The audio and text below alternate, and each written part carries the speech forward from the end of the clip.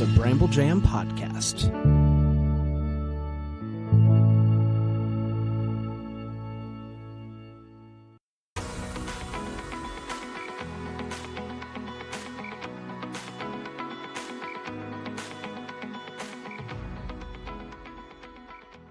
Welcome to Girls Gone Hallmark, a Hallmark review podcast. I'm Megan, and I'm a longtime Hallmark fan. I'm Wendy. I'm a former Hallmark hater. On today's episode, we are joined once again by one of our personal favorites, Mr. Kristoffer Polaha, to talk about Hallmark. But we have also so many things outside of the Hallmark universe that we want to dig into today with you. But first, thanks for being here. Hi, Megan. Hi, Wendy. Hi. Thank you for having me today. We do have to talk about Missing the Boat. We just watched it. We just reviewed it. That review drops today in real time. Fans loved it. We loved it. We loved it. Like, laughed out loud. Could you imagine if you're like, fans loved it? We, not so much. We got to talk. I laughed out loud so many times. And I have to tell you, that's not usually, like, I enjoy Hallmark, but the comedy in this was next level, I feel like. And I feel like it tapped into something that we don't see you get the opportunity to do. They're like, we're going to let Kris be the romance guy. And did you feel like that too? Like they let you run a little bit with the comedy? 100%. So McLean Nelson, who directed A Small Town Christmas and who was kind of bold enough to let me play Jimmy Stewart in that movie, like literally called my agent and said, I'll do Small Town Christmas, but the script is wanting. And I'll do it if I can do it as Jimmy Stewart. And he relayed that to Hallmark, and Hallmark relayed that to McLean Nelson. And when the first day I met him, he's like, so are you serious? Like, are you really? And I said, yeah, no, I'm going to do it as Jimmy Stewart. And he's like, you literally, and I was like, yeah, that's what, are you, I mean, he's like, I don't want to not get hired again. And I said, trust me, you'll get hired again. I said, it'll work. Please trust me. And he did trust me. And we had this little thing where he would go, you're like, take it like to 10 on the Jimmy Stewart or take it down a little bit. And so we regulated this, this accent where he was like literally just kind of doing this thing. And so McLean and I very quickly learned to have a shorthand with one another. And when Hallmark greenlit Missing the Boat, he was working on another movie entirely. And it was a very quick turnaround because they knew they wanted to give me a second movie. And so they put it in the pipeline very, very quickly. And McLean knew that he was writing and doing like a rewrite basically for me. And he was like, all right, I'm going to do this in Kris's voice. And so he was, and he said to me, he was like, it was really easy knowing that you were going to be my actor. I had like your voice in my head as I was writing it. And so it was interestingly, I had this kind of tailor-made part with Missing the Boat. And I'm never had the chance to be that broad in any of my work ever, outside of Hallmark or otherwise. Like, I mean, I did a comedy for ABC years ago called Misguided. That was Ashton Kutcher produced it, and Chris Parnell and Judy Greer, and even that was it was funny, but it was very natural. Chris Parnell, who's in Mimics with you also? What? We do our work, All my Kris. friends. That's so fun. I'm sorry to interrupt you. We were just looking at that. Okay.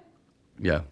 So it was fun. Like it was and you never know what the Hallmark audience is going to like or if they're not going to like things. And the response was overwhelming. I said to McLean, I was like, dude, my inbox is just getting slammed with a lot of high praise. And he was like, are you serious? I was like, yeah, man, people are digging it. So it's nice to hear that you ladies enjoyed it as well.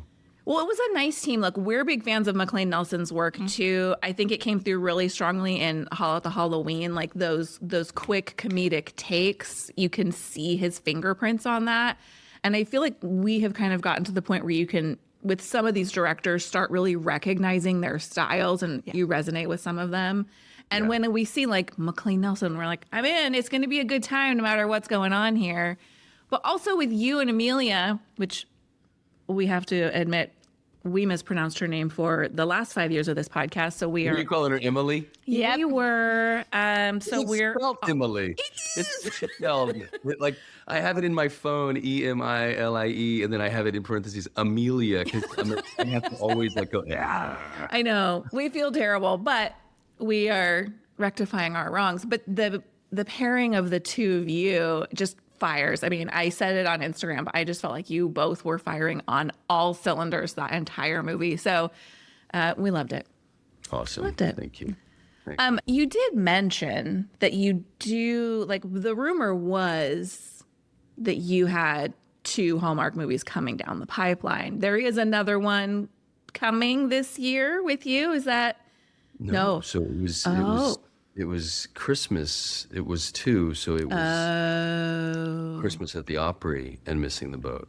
Got it. Opry was really great too. Opry was fantastic. Loved it. Yeah, that was a really special movie, specifically for Nikki. I thought that for her to have that full circle moment with her daddy, and I know she's mentioned this before, but the grief of, she worked with Claire Niederbruem, who was McLean Nelson's wife at one point. They're no longer married, but when Nikki worked the first time with Claire, she had found out that her father was, or her father was about to die, and their film wrapped, and the whole time she was kind of on death watch waiting, and then the film wrapped and she was able to fly to Atlanta and be with her daddy bedside when he passed. And so that began this chapter of grief for her. And so then for them to work together again, and at a place where her daddy even said when she was a little girl, he's like, one day you're going to be on that stage. And she was like, Dad, I'm not a singer. I'm not going to be on the Opry. He's like, what? And so then it was almost like it was a God wink. I mean, it was a moment for her, and you could watch her healing. And then for her character to go back in time and reconcile with a fictional father, and for that to be the storyline, which, to be honest with you, I thought that's the part I was going to play when I got the script and the offer. I read it. Interesting. Yeah, and I was like, oh, I'm playing the dad this time. I was like, that's cool, because my character didn't have a ton of agency, you know what I mean? Like, I was there really just, a boyfriend that really loved the girl, which was a fun role for me to play. But it's a great script. I thought it was a great script, and I thought for Nikki it was a really wonderful real-life moment. Yeah, I didn't know that backstory No, at me either. all. And so now it makes the movie experience as a viewer much more rich. And I was so drawn to that story, like as a daughter myself, was so drawn to the father-daughter story in that movie. It was real good, really good. Especially if you've lost a parent, like what you crave for is one more minute with them, right? Or the person that you love, a child even, or a friend, or whatever, a spouse. You just yearn for one more minute. I was honestly kind of surprised it did not win the bracket. Oh, our Girls Gone Hallmark. Yeah. Oh, I missed. Hey, let's not even go there. I mean, sorry to rub salt in the wound. I assumed it would win. I felt like it hit, I mean, obviously it came close. People loved it. It did all right. But yeah. I was surprised too. I think this is the first one in a while that I haven't had a win. I know. I also lost the Deck the Hallmark leading male award. Oh no. Happened Christmas. We saw there was a small dip in the Polaha, but you can't have them all the time, Never. You got to let someone shine every now and then. You got to give it to Robert Buckley every once in a while. Robert Buckley, not Junior. We have a long history with. We have actually no history with Robert Buckley, but we've always called him. He was a junior for a long time. I was convinced that his name was Robert Buckley Jr. and called him that on the podcast many times. So now we call him Robert Buckley, not Junior. Yeah, it's Emily Ullerup and I Robert Buckley Jr. and Kristoffer Polaha. Robert Buckley and I did something years ago. So do you guys remember Life Unexpected? Did you ever watch Life? I watched it. Yeah, I watched it last summer, actually. Yeah, it's fun, right? It's a fun little show. It is. So at the same time, I think Robert Buckley was on One Tree Hill, and he and I got to host. I think back on this, and I'm like, what was my life? We got to host the CW's Upfronts, which is this giant presentation that they do to advertisers at Madison Square Garden.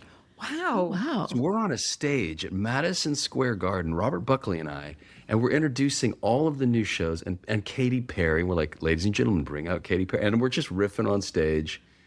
And I think back on that moment, I'm like, whoa, that was what was all that? Like, what? Yeah. What was that minute? So Robert, he's a good dude. Nice. I like him. Well, I like him, just if you were wondering. Can we talk about American? Megan Silas. She's like, I love, no, I know. I'm kidding. big fan. Genuinely big fan. Let's talk about American Hostage for a second. Sure, let's. That's a big project that has John Hamm in it, right? Correct. I was doing some research last night, and IMDb is a little confusing because it shows that it was a podcast series, it looks like, and then it shows the television series that you guys are doing. And I was trying to figure out, both IMDb's are not complete, so I was like, who is he in this, or are you in this, or what? Now here's the thing. I am the American Hostage.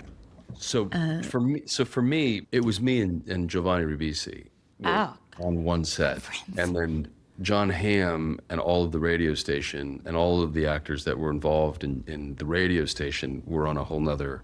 And so we had different days, all of it. There are some incredible Winnipeg actors that we had the pleasure to work with. In fact, Lauren Cochran, do you guys know her? Yeah. Lauren Cochran, who was in We Wish You a Merry Christmas.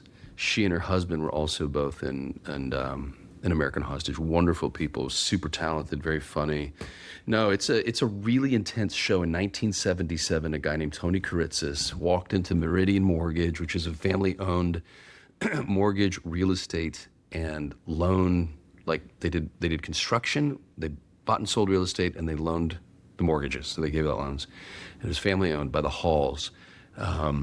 And Tony Kuritzis walked in with a sling and a gun and is hidden in his little sling, and then held Dick Hall hostage for 63 hours. Wow. Raided him through the streets of Indianapolis, got into a cop car, stole a cop car, and then drove to his apartment where he hid inside his apartment with all these, gas, what they thought was nitrous, rigged up in the apartment. And he called the radio station, and he called this guy named Fred Heckman. So John Hamm plays Fred Heckman, Giovanni Ribisi plays Tony Kuritzis, and I played Dick Hall. So I'm the guy who Tony takes hostage. And the whole thing was broadcast live. And they even in 1977, in February of 1977, the little month that I was born, they had the Oscars, and John Wayne was accepting an Oscar speech, and they broke away from the Oscars to go to this live report of this hostage takeover. Now, in history, the thing that's interesting about it is the only other hostage experience that the world had experienced up to this point was in 1972, which is when the terrorists took the entire Israeli Olympics team hostage. Oh, yeah. September 5th. In 72. And so what we know about that was that entire team was massacred. So what the world saw was a hostage situation that ended in tragedy, and what the world didn't want to see happen again was Dick Hall die. So they were willing to do whatever it took to keep this guy alive. And so being a part of him being on the radio and him broadcasting it live was one of his requests. And they were like, whatever it takes to keep this guy alive, just keep him talking. So it's a really riveting television show, and the tension and the drama within it. Eileen Myers is the writer, and Sean Ryan he's our showrunner. Just an incredibly well-written 8 episodes of television. So I think you two are it's intense. Now, if you like intense stuff, you're gonna love it. If you don't, I love it. Yeah. I'm a bit of a baby, but I love that she's stuff. tougher than I am, but I'm definitely intrigued by this. Do you know, do they plan to do an episodic drop for this, or a full 8-episode release at once? I don't know how MGM Plus works. Do you? Have you guys watched anything on MGM Plus? No, and I feel like some shows are going to kind of this episodic drop because it keeps it in the pop culture conversation longer. You do a 8-episode drop, and it's like everyone's hyped about it, but it's kind of nice to draw out the suspense. Here's the thing. Like the old days. This is, if you want to have a conversation, a real life conversation about the state of the affairs, the state of the union, we are in a critical sort of flux moment with how we tell stories and how we consume stories. Mm-hmm. And for thousands of years,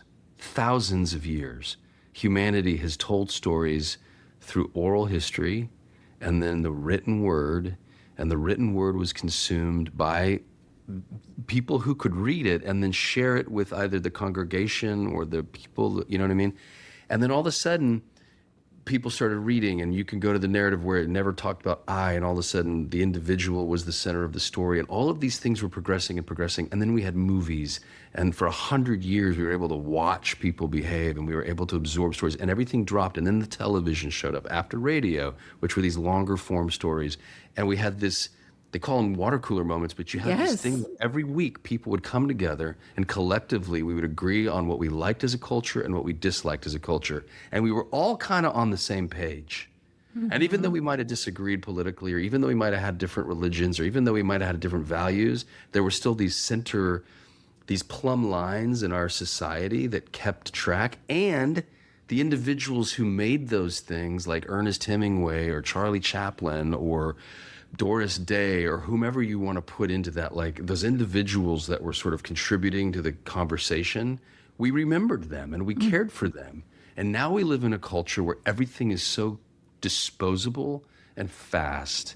And it's like, I look at social media, and I look at the content, and I look at all the hours that people are putting into posting and streaming and getting 1 million views, and then we don't remember anything. We're not remembering, and everything is becoming disposable, and we're losing those plumb lines that used to keep us together, and we're becoming really, really fractured. So I think, to your point, Megan, a weekly drop pulls people in. Yes. It keeps the conversation going. It allows word of mouth to build. Like Mimics, I have 1 week in theaters to prove my worth, and if we don't make enough money, we're gone.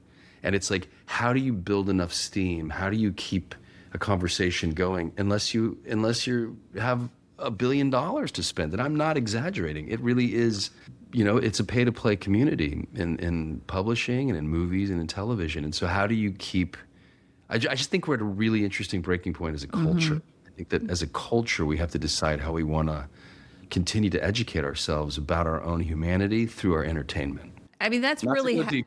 Not to go deep. no. I mean, it's when you think about it, there was an era of television where like everybody watched MASH. Everybody watched MASH because there were only a few things, and so the things that were made had to be of a certain quality to stick around because there weren't that. Now it would be very easy for the three of us to have a conversation about the shows we're watching and have no overlap. And because there's just this deluge of content constantly. Yeah. And you feel like I got to get through it. I'm missing something if I don't get to the next thing. So I am crossing my fingers for an episodic drop. I like we both love The Pit and the conversation every week because that's one of those shows that, Yeah. And isn't it like it's all taking place once in real time? Yeah. In real time. Yeah.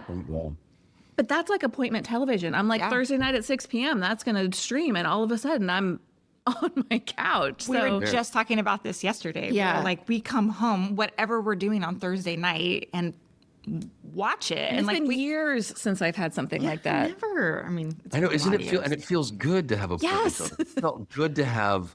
I remember when I first met Julianne, she loved Sex and the City, and Sunday nights on HBO were that was the thing we knew we were going to do. It was like this weird, and I miss that. Like I remember being on, again, Life Unexpected, and I've had, the shows that I've had on television.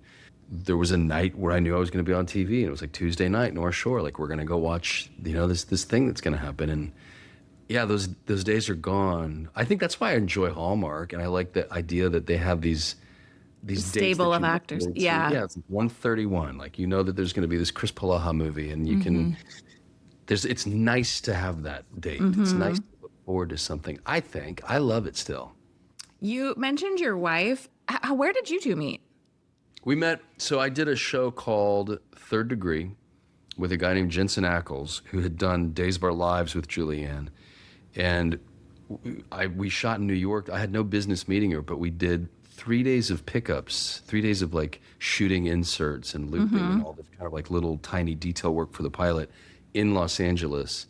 And while I was there, he was like, "Do you want to go out and meet my buddies?" And I was like, "Yeah, sure." And so we went to Casa Vega, which is this very famous. Yeah. You guys know Casa Vega? Yes. Yeah. Casa Vega, baby. We went to this crazy restaurant in the Valley, and it was 15 dudes and Julianne right in the middle of this. And she was holding the biggest, literally, this is my son's decoration that needs to go away because it's still Christmas. But like it's giant like margarita that she's holding like kind of Bigger than her head. Yeah. And I remember just thinking like that is the most beautiful woman I've ever seen in my life. And we ended up sitting next to each other. And miraculously, I had enough game to keep the conversation going, but was in no place ready to meet the woman that I thought that I was going to marry, let alone. And then to make it even, to compound things, I'm sitting here talking to her and I'm like, she probably drives like a BMW or some little sporty, like she's probably like in LA, she's working, she's on Days of Our Lives, she's like, she's doing her thing. And then we go out and she's going to drive me to Jensen's. We're all going to go to this after party after, at Jensen's house after Casa Vega. And this giant black pickup truck pulls up. And I'm like, oh no, I'm cooked. I'm like, who is this? And we're driving to Jensen's. And I said to her, and I never said anything like this. I said to her, like, I was like so taken back by her. And I was like, there's a world where I could make you my wife, which is the boldest thing I've ever said in my life. Yeah. I've never and I never felt that way prior. And I feel badly because I had some girlfriends that were pretty amazing before, but like I just never, was like struck like that. Here's the even crazier thing. I was driving, that was a Wednesday, and I was driving to the airport on Friday to go back to New York to just have my life and be a waiter at the Grange Hall and to see if my pilot was going to get picked up on Fox. Like it was just, I was in this waiting. And Julianne said, do you want to ride to the airport? And I was like, sure, I'd love a couple more minutes with you. I think, yeah, that would be amazing. And we're driving to LAX, and she's like, what are you going back to New York for? And I was like, I'm just going back to wait. And she's like, do you want to stay? And I was like, and I remember this moment of like, literally the words, if you're going to be bold in anything, be bold in love. And I was like, yeah. And so I stayed. Now, it sounds very sort of scandalous, but she was waiting for marriage. So she was a totally different kind of woman than I'd ever really experienced. I didn't know what to experience, but we had this weekend where we just really got to know each other, and then started sort of long distance dating because I went back to New York, and then she came to New York, and then I went to LA, and she came, and then I moved. That was in April 18th of 2001, and then I moved to LA in July of 2001. Like I was like, I think I'm gonna move to LA and pursue and just see where this goes. And I got a little apartment in Burbank, and we dated for another year and a half.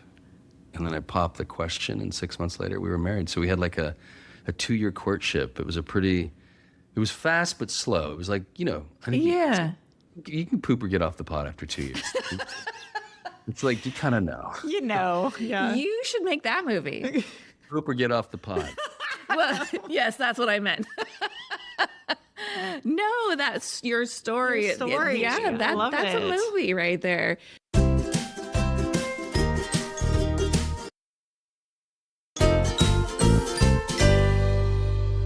Okay, I know you're dying. We want to talk about mimics. We want to talk about mimics and talk about a departure from, the Hallmark dude that many of us know, right?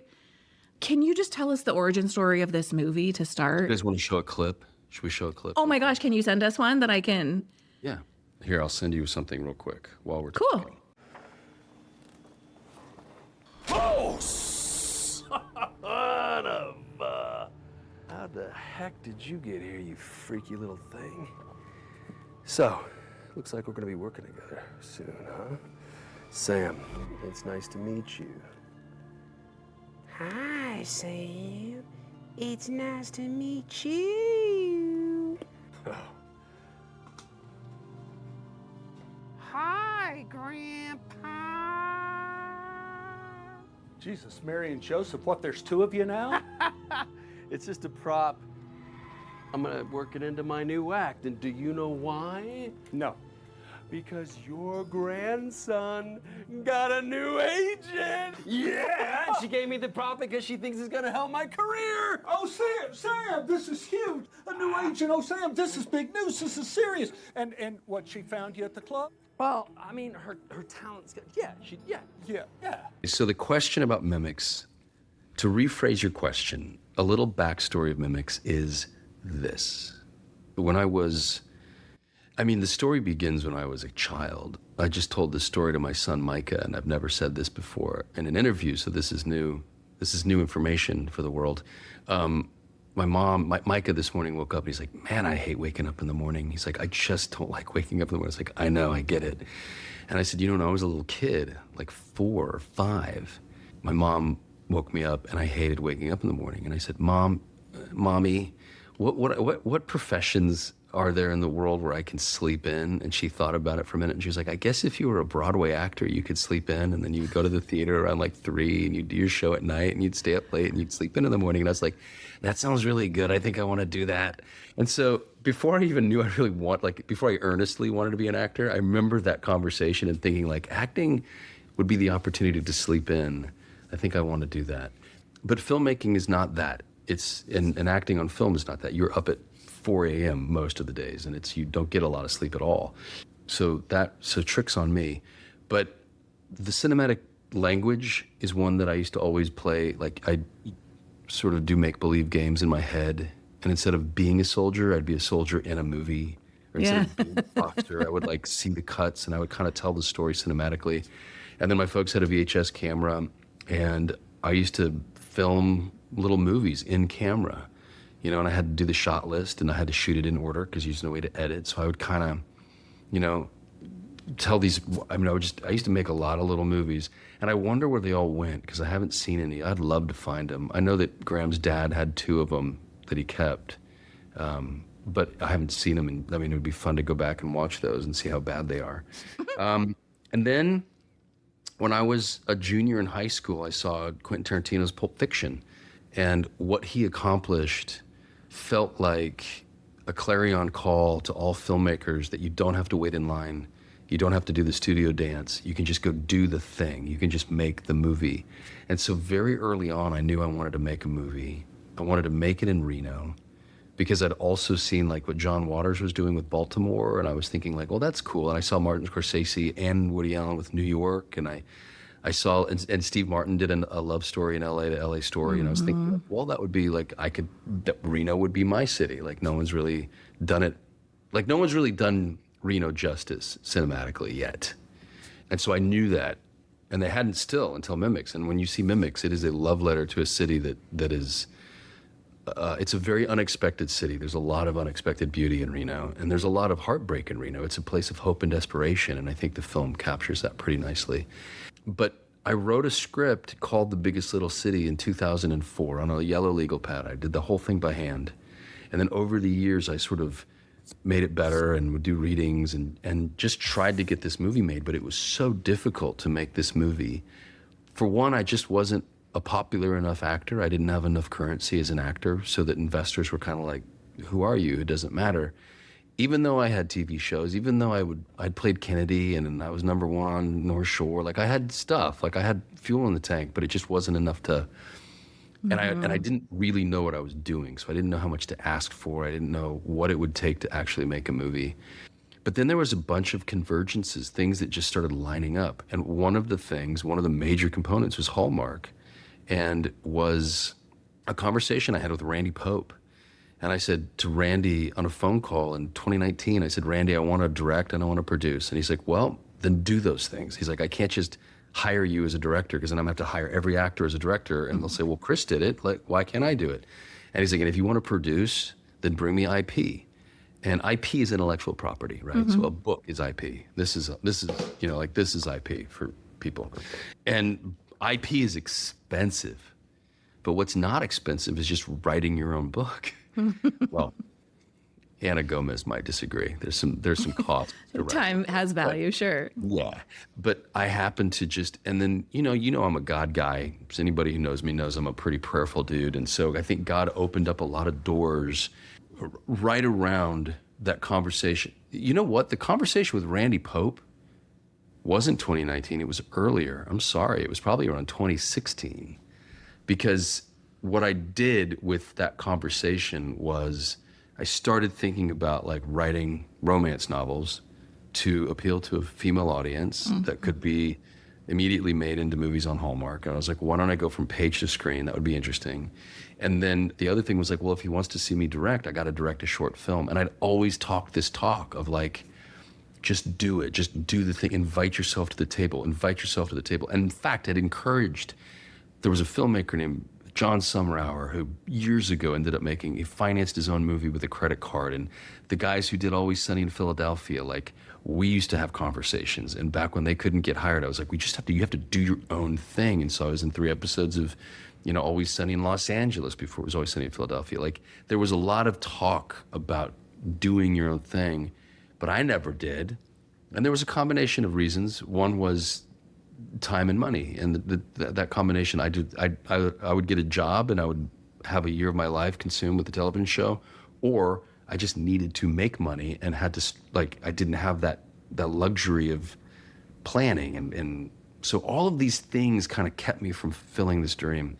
And then I outgrew the lead character in The Biggest Little City because I wrote it for like a 21-year-old, and I was no longer 21.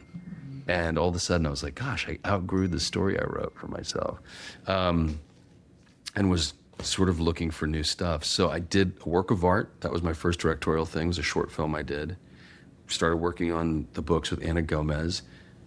When we did Moments Like This, I was like, we're going to produce this. We're going to make this into a movie. So I started really looking at producing and trying to, with Mystery 101 coming to a close, I was trying to produce this Orson Holt mystery thing. And so that started conversations with writers, and I started producing. I just started actually producing without making any money. I just started trying to connect dots and bring people together and start, And then the pandemic happened. My buddy Mark Oakley reached out to me. He needed to provide for his family. He was a copywriter. I'd known Mark since first grade. And he kicked me with this weird idea about a dummy and all this kind of and I was like, I don't think that's for me, Mark, but it's a good idea. And if you want to see, the only way, though, to see if your good idea sticks is if you write the script. And if you're willing to do that for free, if you're willing to write a spec script, then we have something we can work with. But if not, it's just a great idea. And there's a lot of great ideas. And he, to Mark Oakley's credit, went and wrote a 160-page script. And he just went for free and wrote this script. And then he handed that script to me. This is 2020. And I read it. And I was like, Mark, you did a good job. You actually crushed it. And I said, but this is how I would make it better. And I gave him a litany of notes. And he went and he made all the adjustments for free. Kicked me back a second draft. I read it again, another litany of notes. He went and made those adjustments. Third draft, read that one. It was getting tighter. And every bounce back took about 3 months, 3 to 4 months. So I'd give him notes. He'd take about 3 months, and then I'd get a new script, and I'd read it. And it would take me about a week and 2 weeks to give him notes. I'd give him a flood of notes. And then he would go back, and a couple months later, and then I have a friend who worked for The Blacklist. He's a reader for The Blacklist, which, for those of your audience members who may not know, it's this list in Hollywood where agents and studios, if you get on the blacklist, it elevates your script in the eyes of the studio, and it kind of indicates what script should get made into movies. And so it's an honor to be on the blacklist as a writer. And so I said to Jake, hey buddy, will you read this and just see if I'm delusional or if I'm actually sitting on something pretty good? And he read it, and he was like, dude, you're actually sitting on something pretty good. I would adjust this, and this. That would make it super tight, but yeah, you got a really tight script. And so Mark, again, for free, made all the adjustments. And then we had this script that was ready to go. And that was about 2023. So it really, the reason I'm rambling is that the story of Mimics has been my whole life. Mm-hmm. It's been 33 years, and it's been 5 years, and it's been 3 years, and it's been all of these sort of, it's just been this big mix and combination of me driving this desire and this dream to tell a story in Reno. And I really didn't, and my son even last night was like, you've never cared what movie it was? And I was like, I never did. I just knew I wanted to film it in Reno, and I knew I just wanted to make a movie. So yeah, and then all the pieces fell together pretty magically. I could go even into further detail, but I'll stop talking. Well, I got to tell you, the first time I saw the trailer and the dummy, his name is Fergus, is that right? Fergus, yes. It unlocked some sort of terror in me, like childhood terror. And I don't know what it is. I don't know if there was like touches of like poltergeist or I don't know. So every time I see like the promos for it, I'm like, that scares me. And I like that stuff too. So I'm very interested. I'm very intrigued. I'm dying to see it. to be honest. Good. Yeah. Well, I hope that's the sentiment. It's man, there are things I didn't know when it comes to filmmaking and the business of filmmaking. And what I'm learning is that everything is pay to play. And Disney makes a movie for $100 million, and then they spend $100 million on marketing and advertising. It's called P&A. And the P&A spend is a big deal to people who, like the CEOs of AMC, Regal, and Cinemark, and they want to know that the movie that they're putting in their theaters is going to yield a return. And the only way it does is if people know that it exists and they know to go see that movie. And so for me, I'm very much a grassroots, like we are a super, truly independent feature film with a minute budget. I mean, I made the film for under $1 million and our P&A is under $1 million. And so we are the little engine that could. I just did this, I went on live this morning and was kind of making a plea to my fans where I was like, even if the movie's not playing in your area, just go online and buy a ticket because it helps. Like it really does. It's like a $15 donation to my art. Yeah. And you can write it off as a contribution to the arts if you need to. But it's like, it really does make a difference. Like ticket sales make all the difference. And here's the win. If we do sell out theaters and if the movie does make money, then that signals to the industry that guys like me and women who are of the same mindset that I am, filmmakers can, outside of all the systems, find a way to continue to tell stories. And I think there's been this complaint that people are tired of the remakes and of the hero. Like people are Yes. groaning about the content that's available in cinema, and they're saying the cinematic experience, is waning. And I'm like, well, here's an opportunity to then go to the thing that you want to see. It mimics, you're right. The dummy, the whole thing, it's a weird story. I told a really weird story. It's a very sort of Lynchian exploration of the supernatural. It's a spooky little love story. It is about a guy who gets an invitation to join an elite society. And the minute he does, things start going, wonderfully well for him.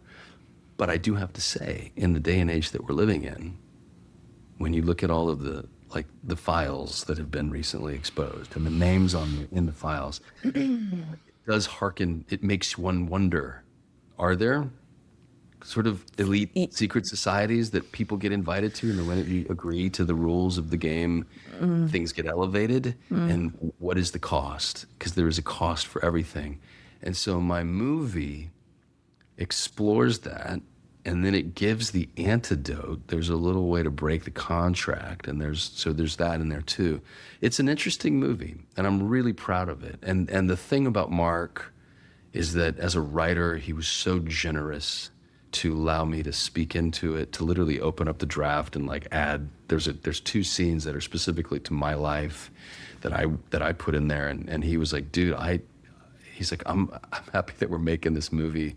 He's like, this is our baby. I don't feel possessive over it. And I think that attitude of collaboration is key to any fundamental endeavor that's artistic. I think you have to, it has to be the best idea wins, and you can't be greedy about credit, and you have to be generous, in order to make something work. And I think that's what mimics. At the heart of it, you're going to see a really beautiful collaboration of a guy named Ken Carpenter who joined me, a guy named Mark Oakley who joined me, a bunch of people who said yes. Tori Hunter, who was our script supervisor, who Ken and I were working so diligently to get this movie Shades of Violet produced, where she was going to be the director. And, it stalled out momentarily, and we were able to pivot and, do mimics, and she joined that, and she said, you know what, I'm going to put what my needs are and my hopes and desires, and I'm going to come and help you. I mean, so just a lot of people saying yes made it happen. And I'm excited to see, I'm nervous and excited and overwhelmed to see what happens in the box office. And it'll either be, we'll make $20,000 and it'll be like, and it'll kind of be like a wet turd and out we go. Sorry to be so descriptive, but that's what it feels like. Or the box office will surprise us, or there'll be something in between, and it'll be enough fuel to do it again. But that's the goal. The goal is to do this again and again and again. Now that I know how to do it, I'm ready. Where are you going to be opening night? Are you going to go to the theater and go see it? Me? So I just bought 2 tickets in Texas. I'm supporting a Texas theater, so I bought my first 2 tickets. I won't be there, but my seats will be sitting there. I'll be there in spirit. I will be in Reno, Nevada for the world premiere. Nice. And I just have to say, ladies, I know that there are other actors on Hallmark who have a rabid fan base. Oh, no, your fans ride hard. They ride hard. And I mean, I am so grateful to these people. Yeah. I have fans coming from all over the world who are going to fly to Reno to be at the world premiere. And I am so overwhelmed by it. Like, I don't even know I don't have words to express my gratitude, but it's one of those things where we had 60 VIP tickets for sale. And I think that my fan base, the majority of those tickets were bought. And then we opened up another 11, so we had 71 total. And they were gone within the first week of the sales. And it was people who were like, yeah, we want the full experience. We want to come and hang out with you. We want to see the movie. And then a lot of those women are going to stay in Reno and do a screening Friday night in Reno on the 13th. And so I think I'm going to join that screening. So I'll be there in Reno. So the first time I'll see it in a theater, like an official movie theater, is at the Summit in Reno on the 13th. That's so fun. And fun for your fans, too, for you to be there. That's so cool. Right? You're such a You guys want to come? You guys want to drive? You guys want to drive to Reno? I'm like, can we go to Reno? I know, maybe. But it comes out on the 13th. I'm going to be in Vegas on the 14th. Can I just drive to Vegas from Reno? You know what you can do? And I'm not even joking right now. I'm 100% serious. You guys should come to the premiere, and I'll get you tickets. You can have tickets on me. And, Is the premiere on the 13th? Is that when you're doing it? No, here's the deal. The premiere's on the 11th. So you come to Reno on the 11th. And He's opening our calendar. Do like a special live from the premiere. Yes. Hey. And you'll have all of us. You'll have the whole cast. I'll make sure that we all come and say hi. I think this is a serious thing we are going to have to discuss. I mean, even if it's just for the premiere, just come to the premiere and be there. We're doing it at the Reno. It's called the Pioneer Center, and it's like I call it the Carnegie Hall of Reno, and it is. It's like the crown jewel of performing arts in Nevada. And when I was a kid, I was like, one day I'm gonna be on that stage. So that's my Opry moment. That's Nikki amazing. Yeah. It was the Pioneer Center. It's right across the street from the courthouse where my dad worked for 52 years. It's a pretty special moment. Like my dad, who, and God bless him, but the doctors gave him, 5 years to live like 10 years ago. Oh, wow. I mean, so he's defying the odds, but he's got congestive heart failure. And so his heart is, not ticking like it used to be. And I just wanted to capture my father on digital celluloid. And he has the last line in the movie. Oh. So he has a character. That's really he comes special. in and he's got this really cool little beat and he crushes it. Like usually you're like, oh, that guy's not an actor. And he did a whole thing. And then just to see, I don't know, if you've ever seen Austin Bass's work, to see what he did in this movie is truly remarkable. I'm so proud of him. And he brought something.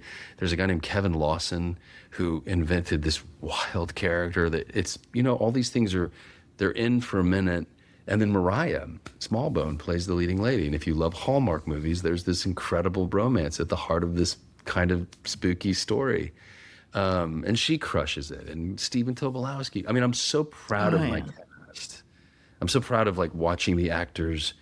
I don't know, the whole thing. I could go on, and I sound like an idiot because it's like bragging about your kid and nobody wants to hear how great your kid is. But this is a kid you can take part in. This is a kid you can watch. A collective kid, yeah. This is a kid you can own. We do have our distribution company has a deal. We're making DVDs, so it'll eventually be available at Walmart. I got the DVD art, looks incredible.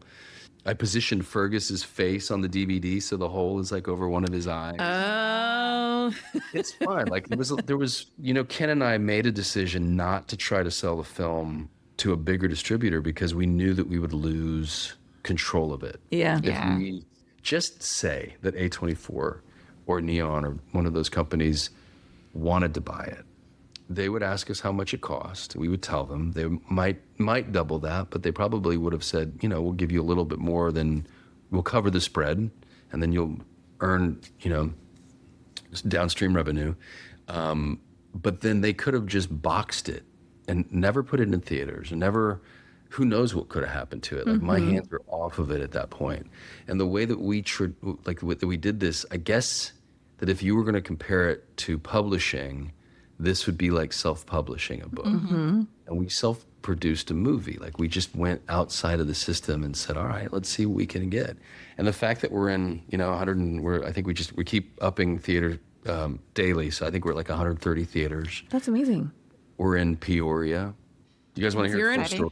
Yes, of course. always. Yeah, I wanted to read you, the age-old question. Are you ready for this? But will it play in Peoria?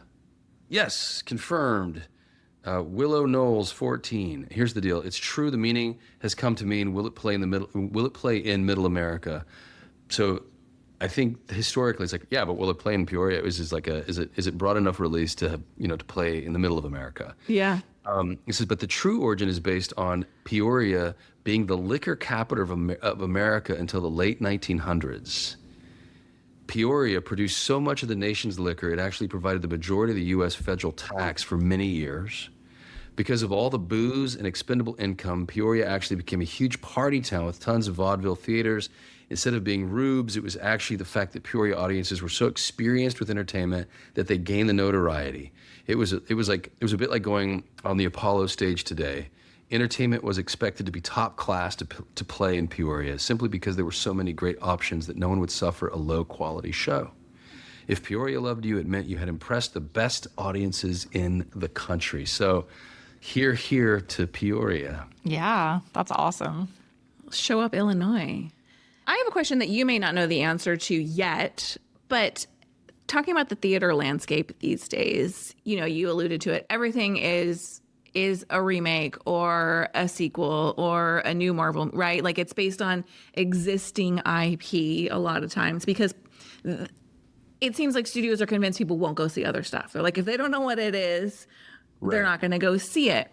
Right. To me, when I look at what's in the theaters, there's not like, it's nothing like, 20 years ago, I used to go to the movies every weekend. Well, now there's not enough stuff to go to the movies every weekend.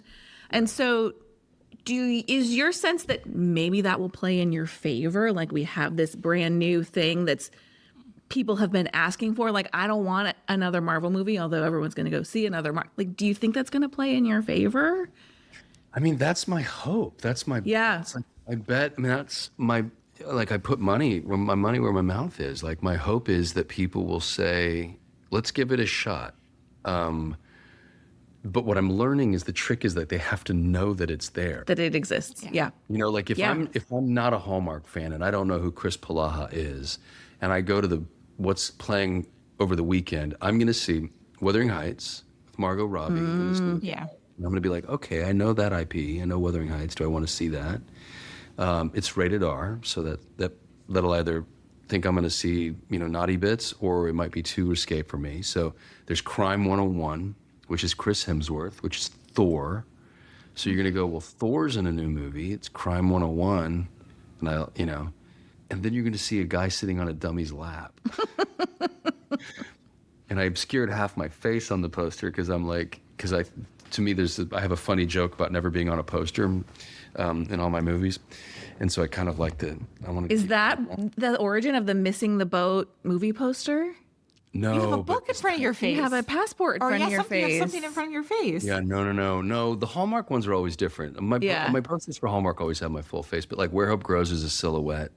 It wasn't on the Run the Race poster. Atlas Shrugged was a silhouette. Like, for a minute, like, all my theatrical, like, all these moments where I was like, oh, I'm going to have my face on a poster. And then even with The Shift, they did this weird thing where, my face was definitely on the poster on that one. But no, I just thought it was kind of a funny little nod to Yeah, that's funny. My ego and the expectation and I was like, let's just bury it.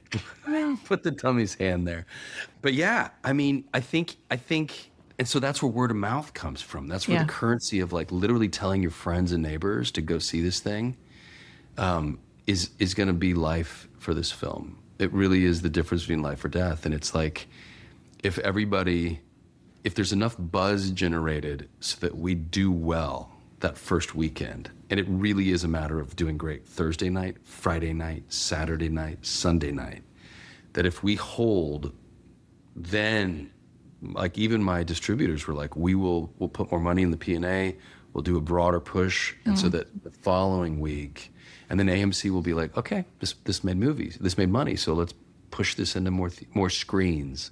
Cinemark passed on Mimics entirely. So Regal said yes, AMC said yes, and Cinemark, we're playing in one Cinemark theater across the entire country, and that's the one in Reno. And they were like, it's just, you guys are it's too small, it's too independent, like not enough P&A behind it, and it's too big of a risk. So, and then I'm just talking how the sausage is made, and I think a lot of people, there's a school of thought where you don't want to talk about this kind of thing because it makes your movies seem sort of small or kind of, like... I think people love it. I think people I love knowing how things get made. Yeah, and I'm like you, and I'm like, I would rather know that if I spend money on this particular movie, it's going to have a direct impact on the filmmakers. Yeah, it's going to matter. Like, I'm going to do that versus lining Disney's pocket versus lining Warner Brothers and Netflix pocket. Yeah, Hemsworth is doing all right. Hemsworth is fine. Like, you got Polaha with his little homegrown movie. He's got two kids in college, man. His dad, in the last scene because he couldn't afford another. I'm just kidding. but it really is. We'll see what happens. I mean, and I'm not nervous. There's no anxiety. I couldn't be happier. I talked to Ken Carpenter yesterday. He's like, dude, you sound like you're on top of the world. And I said, Ken, I really am right now. I said, this is I dreamed a dream, and I did this thing, and I made it. And I'll walk down the street and I'll feel overwhelmed with this sense of like, you did it, dude. I could call it a day and be very content. I'm not going to. We're glad to hear that. We're glad to hear that. But I mean, I could literally pack it up and be like, I did what I set out to do. And it's a very cool feeling. That's exciting. That's so exciting. Yeah, thank you. Well, we know how much affection you have for Reno growing up there, but Wendy found a fun little tidbit last night. I need you to confirm. On Wikipedia, it says that you left Reno as a high schooler and went to boarding school in California. Is that accurate? It's accurate. Really? Because I was like, I wanted you to tell us what Kris was like as a teenager in Reno. Like, what were you into? What were you passionate about? But wasn't in Reno. You weren't there. And I was like, that version of you is probably much different than boarding school version of you, I'm guessing. Right? Yeah, Reno Kris, Pebble Beach Kris, right? Those seem like two different people. Those are two totally different kids.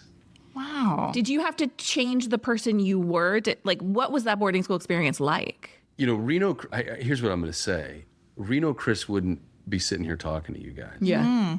And that's the sad truth of the Reno that I grew up in. Now, the Reno that exists today is very much a Reno that you could conquer the world from. I mean, it's a totally different Reno than when I grew up in.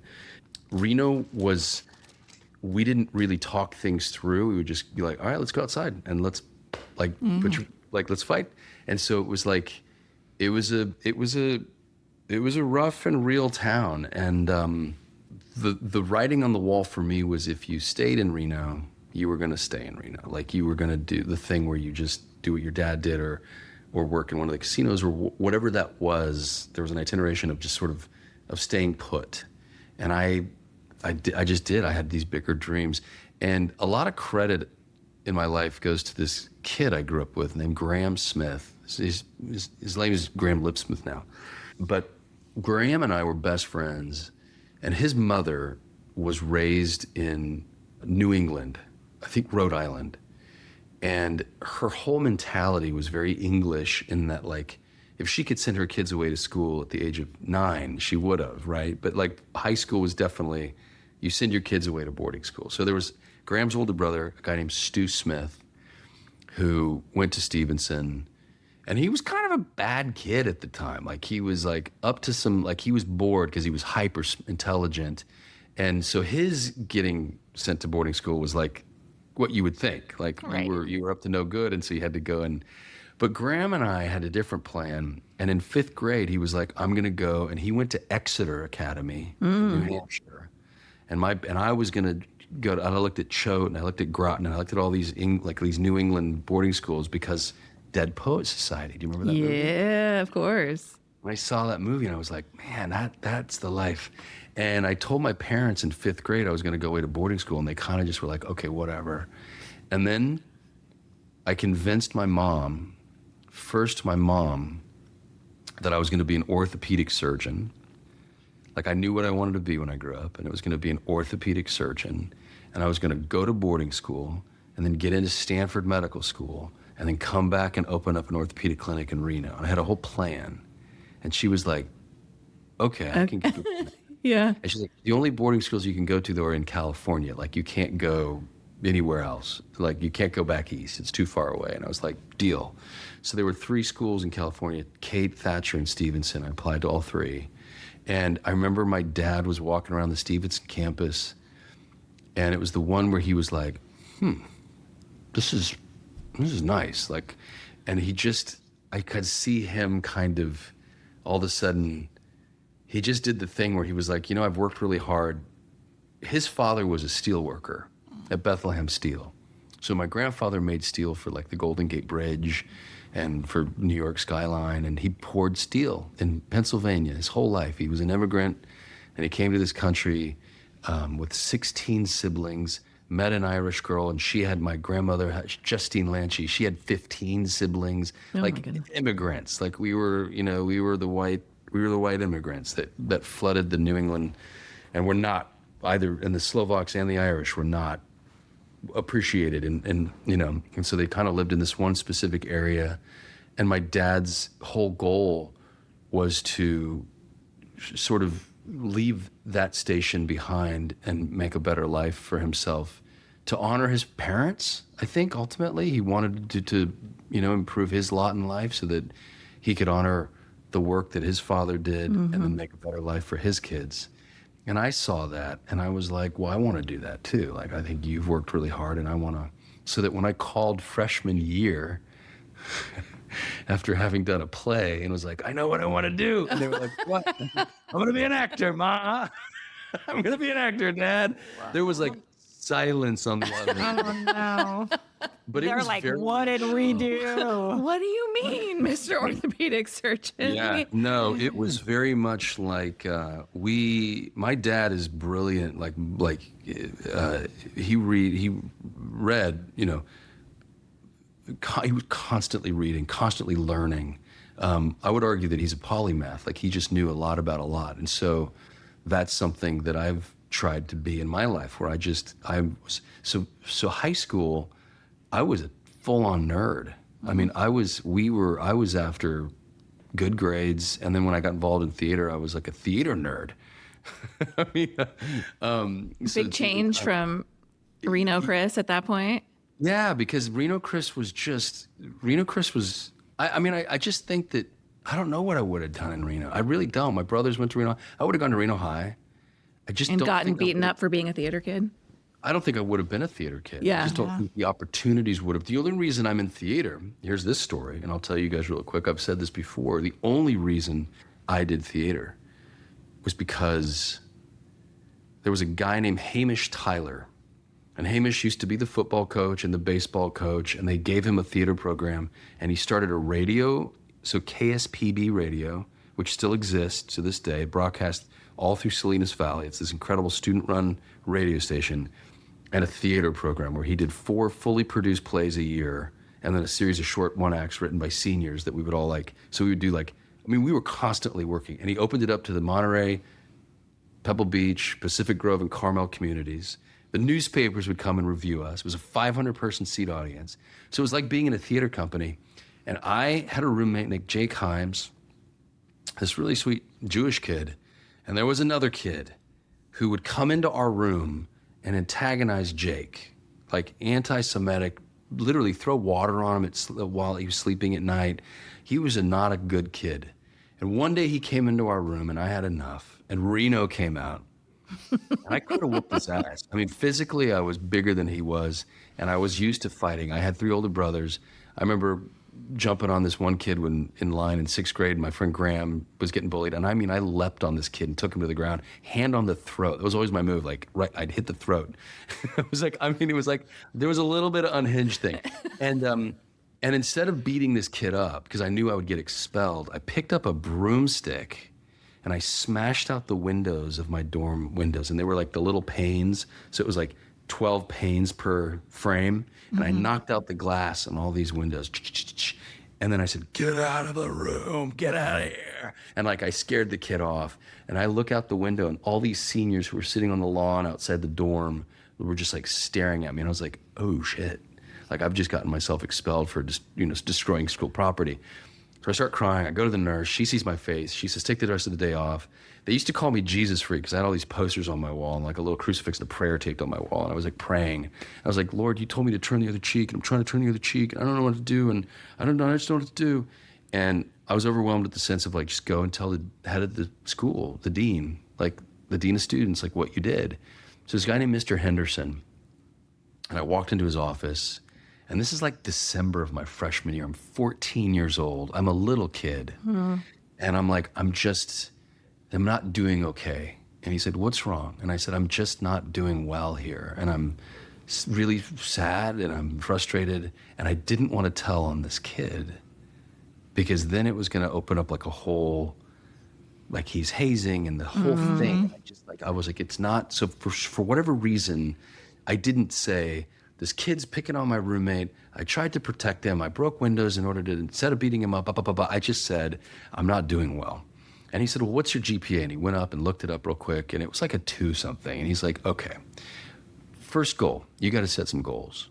Like, let's aim for a 3-4, okay? Get all these grades up. And then what are you doing after school? And I said, nothing. And he looked up at the schedule, and he's like, okay, there's an audition for a play, and there's tryouts for a basketball team. He's like, why don't you go try out for both and see what happens. And I was like, okay.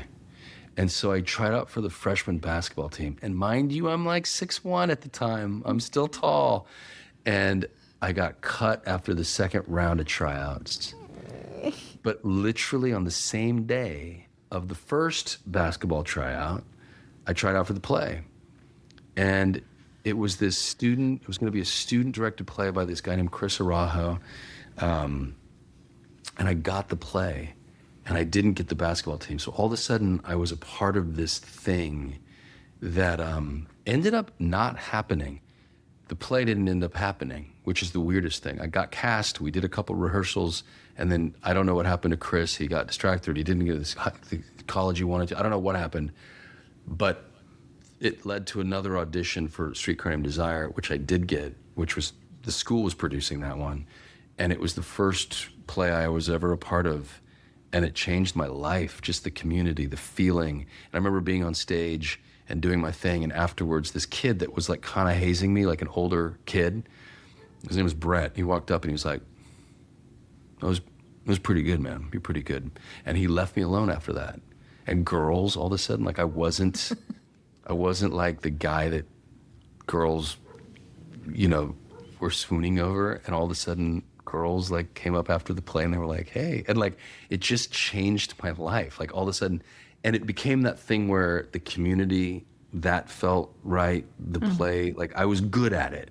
So like had I been a football player and I was the quarterback and good at football, this was that version.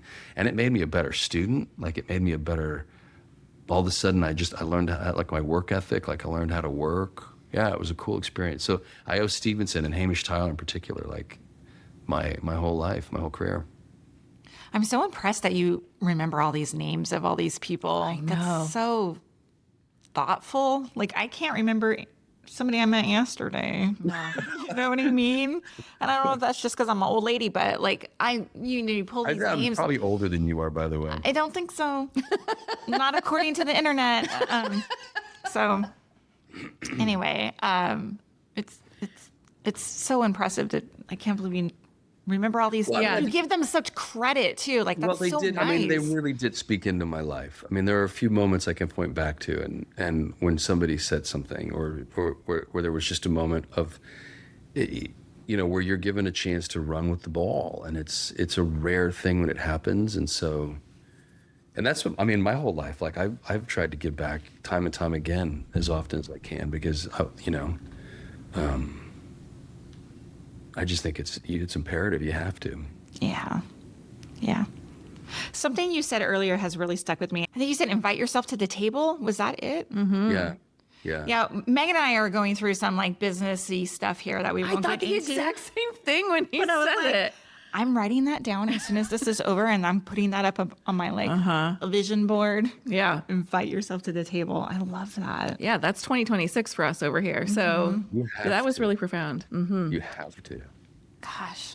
I feel like there's a mentality in and for some reason, particularly in the arts, where young people feel like they have to be invited to the table by somebody else, where there's a gatekeeper that's going to open a door and say, walk in, have a seat. And we see it and we go, well, wow, it's happening for so-and-so, or did it for, this is what I'm seeing. But the truth of the matter is, when you really start to like look under the hood of most people's careers, they took the bull by the horn and they just said, I'm doing this thing, and I don't give a shit who says no or who says yes. I'm doing it. And it might cost me. I might make no money at first. But I'm doing this thing because, and I also think you have to have a story to tell. I don't think that fame, if your goal is like, for artists, if your goal is to be rich and famous, you're going to run out on empty pretty quick. Yeah. Because it's just, fame is fleeting, and so is your money. It spends as quick as you make it. And literally, like, you have to just want to tell stories, and you have to want to communicate with the other human beings. And it's an act of service. It's like being a waiter. And there are really great waiters who make you feel seen and make you feel really taken care of and serve good hot food. And same thing with entertainers. Like, there are entertainers who will make you feel seen by their stories and will make you feel included in a community and will be like, oh, I'm a part of, this is my generation. Like, this is here's what I want to do. When you and I, when we are old as the hills, I want to be the kind of guy where where my generation looks back and says, and I've heard stories about Jimmy Stewart. He had such a profound impact on me, where I just heard people talk about who he was and loved his movies. And like, yeah, I would see him at church and his marriage and da-da-da-da-da. And I was like, I just want to be your friendly neighborhood actor. Kind of, you know what I mean? Where it's like that thing where my movies are important enough to people that I get to make a living, but then I'm also in the world and I'm talking to, like, where there's just, that's the thing that turns me on. I think that's cool. And the fact that we're all in this together and that there's a long game is a lot more interesting than anything that can happen very quickly. Look, this has been incredible, as it always is. We could talk to you forever. As you know, our calendars are quite clear, but we will, of course, include links to everything, everywhere, Mimics tickets, all the theaters where you can find it, information about everything you're doing. Our review of Missing the Boat just came out. I would highly recommend that Hallmark fans, of course, check that out. You can follow Kris. Instagram, is that the best place to keep up with you? It's really the only place I dabble. It's really, there's a Twitter one that I rarely go to. Facebook, I rarely go to. Yeah. And just, can I really quickly do a quick shout out? Please. I do not reach out. There are a group of fans that DM me. So there's a few people that have established contact with me on Instagram. And I'm shifting towards complete transparency. So the only way I'm going to start communicating on Instagram is through the comment section, so that everything is, public. Because there are people who are getting scammed, and it's getting like an intensity. It revved up a bit ago, and I'm sure it's still going on, where people think they're communicating with me and they're not. And don't ever give information or money or anything to anybody online. I'm not going to ask for your money. Like, I'm going to ask you to go buy a ticket. There's an exchange there, and it has nothing to do with that. Then go buy a T-shirt, because I want support. And there is transactional things happening, but it's always through a thing that's not directly to me, ever. And none of your actors on Hallmark. Or any actors. I mean, there's a real creep happening right now. And I think, especially with AI and with, they can almost send a bot that will simulate talking patterns. And so it's really scary. So just buyer beware, Yeah. Yeah, no, that's an important message. I mean, it's happening on such a large scale. The number of Tyler Hines that try and join our Facebook group on the daily, right? And that's such a little thing. But yeah, if you think you're talking in the DMs to a Hallmark actor, you probably are not, especially if they're asking you for something. Well, thank you so much for your time, for your insight, for your words. We're so excited for Mimics, American Hostage. We're going to shout it from the rooftops, Kris.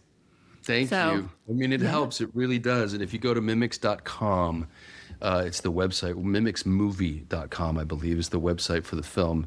And it lists every city, every theater. It's an easy to use. And then, of course, Fandango. And zip codes are, I guess, give you like a 30-mile radius. So it's easy to do. You just have to do the work a little bit. But yeah, I'm super grateful. And thank you, ladies, for always, I enjoy talking to you guys. Same. I'll never forget running into you on that cruise. And it's just It was an absolute highlight. It was a highlight, but I'm just like, oh, it just hurts. And because I was like fangirling so hard. And and Kris hates having fans, I'm sure.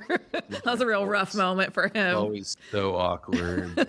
Someone's What did I excited say to see you, him. Megan? I was like, what did I call you? I called you like an something about ice your princess. hair. Yeah. It was really, It was a memorable moment for me, too. I just remembered that.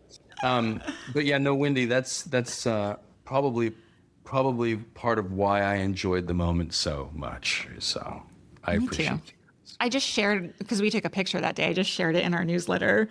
And I was like, Yeah, we did a whole Polaha retrospective in our newsletter this week because of missing the boat. So, yeah.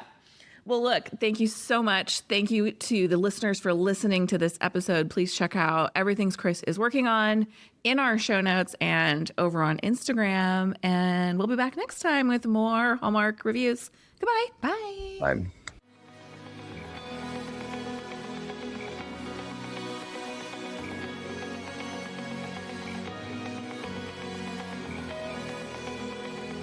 All right, friends, before we go, just a quick heads up. You're about to hear some ads. These little gems help us keep the show running and the Hallmark love flowing. So do with that info what you will. Grab a snack, hit the skip button, or maybe, just maybe, listen in and discover your new favorite product. Bye.